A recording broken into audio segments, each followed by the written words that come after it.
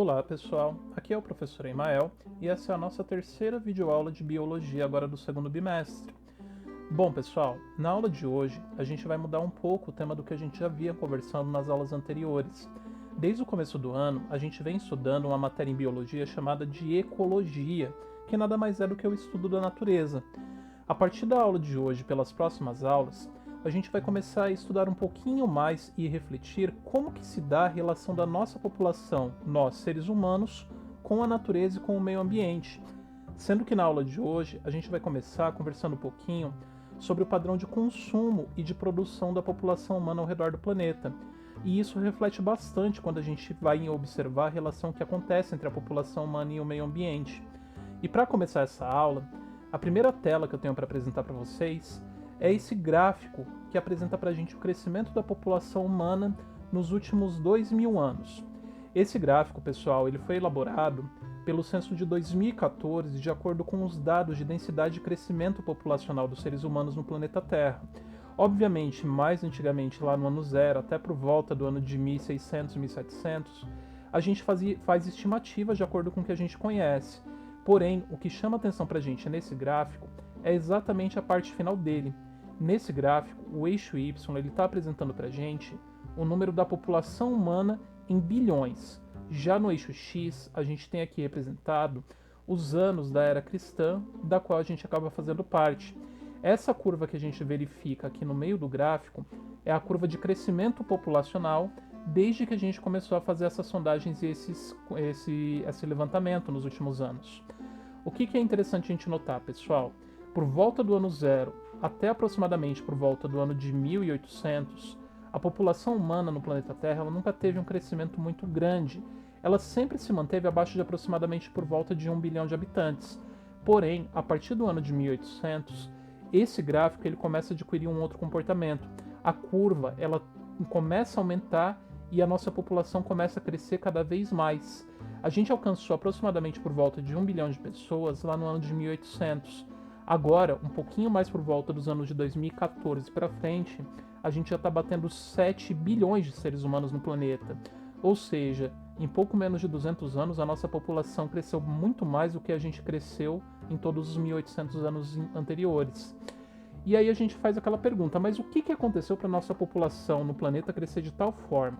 Bom, isso tem a ver com um fenômeno histórico que aconteceu por volta do ano de 1800, que alterou o comportamento da população humana no planeta durante todo o restante do tempo. Esse fenômeno, provavelmente vocês já devem ter ouvido falar ou ter estudado antes nas aulas de geografia ou de história, que foi a Revolução Industrial. A Revolução Industrial foi um fenômeno que aconteceu ao redor de todo o planeta Terra por volta do ano de 1800, no qual a gente teve um grande desenvolvimento de tecnologias, de fábricas e de indústrias que de certa forma acabaram elevando a qualidade de vida da população humana. E como a gente viu nas aulas anteriores, toda a população biológica, quando tem condições de vida ideal, tem alimento à disposição e consegue ter qualidade de vida melhor, ela tende a ter um crescimento exponencial. E foi exatamente isso que aconteceu com a população humana a partir de 1800. Desde a Revolução Industrial, a nossa qualidade de vida tem melhorado, a gente tem desenvolvido novas técnicas de medicina, a produção de alimento aumentou e, consequentemente, a nossa população não parou de crescer. Só que aí a gente também tem que observar o que a gente conversou nas aulas anteriores a respeito de população. Toda a população, quando ela cresce demais, ela pode bater o determinado limite do que o planeta pode alcançar. E a população humana não é diferente. Se a gente observar hoje em dia, provavelmente aqui em 2018, 2020, o nosso crescimento já não está mais nem por volta de 7 bilhões de seres humanos. Estima-se que a gente já esteja por volta de algo por volta de quase 8 bilhões de pessoas no planeta.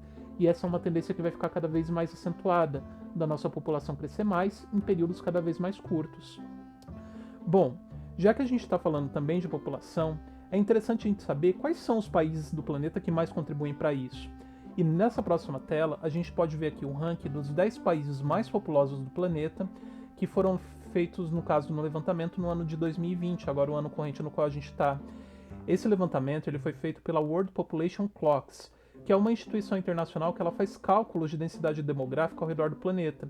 E quando a gente observa esse gráfico aqui, essa tabela, a gente consegue reparar que, curiosamente, o país mais populoso do mundo é um país muito falado hoje em dia, que é a China, com aproximadamente por volta de 1 bilhão de habitantes, 402 milhões, seguido pela Índia com um número bem próximo, seguido pelos Estados Unidos, Indonésia, Paquistão e finalmente o Brasil.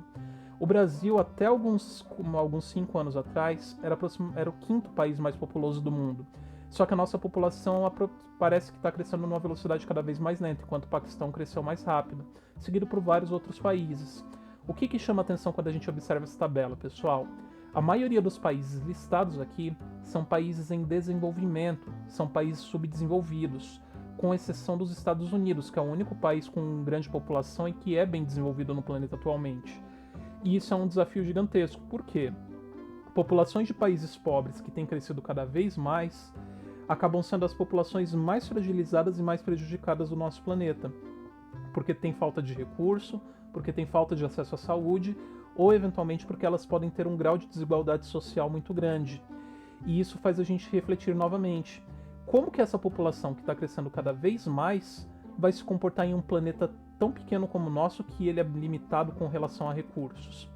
E aí é que vem uma das coisas mais sérias, pessoal. Por quê? Nos últimos anos, desde lá de 1800, a gente vem percebendo que a relação do ser humano com a natureza e com o meio ambiente tem sido cada vez mais agressiva e não está acontecendo numa velocidade que o meio ambiente consiga se reestabelecer de forma natural.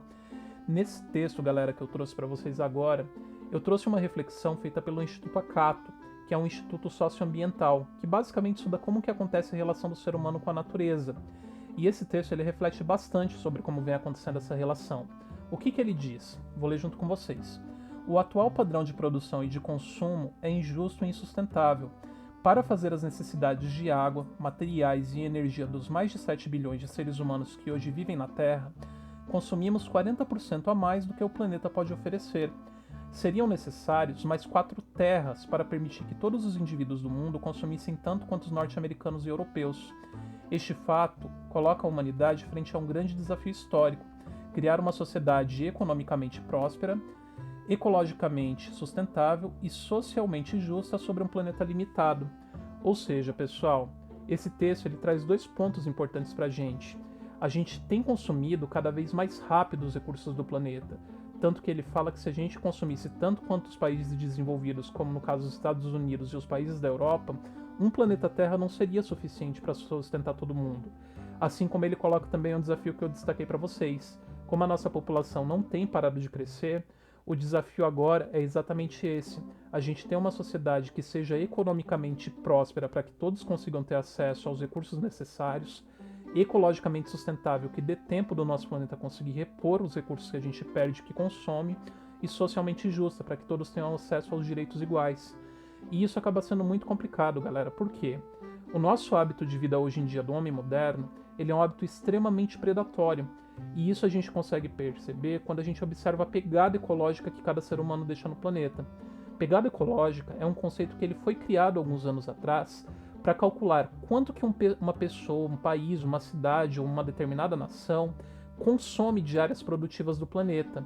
E geralmente, quando a gente faz esses cálculos, a gente percebe que a gente deixa uma pegada muito maior do que o nosso planeta consegue repor. A gente consome cada vez mais áreas de terra, cada vez mais estoques pesqueiros, produz cada vez maiores quantidades de lixo, que infelizmente o nosso planeta não tem conseguido sustentar e que não tem conseguido repor em tempo hábil.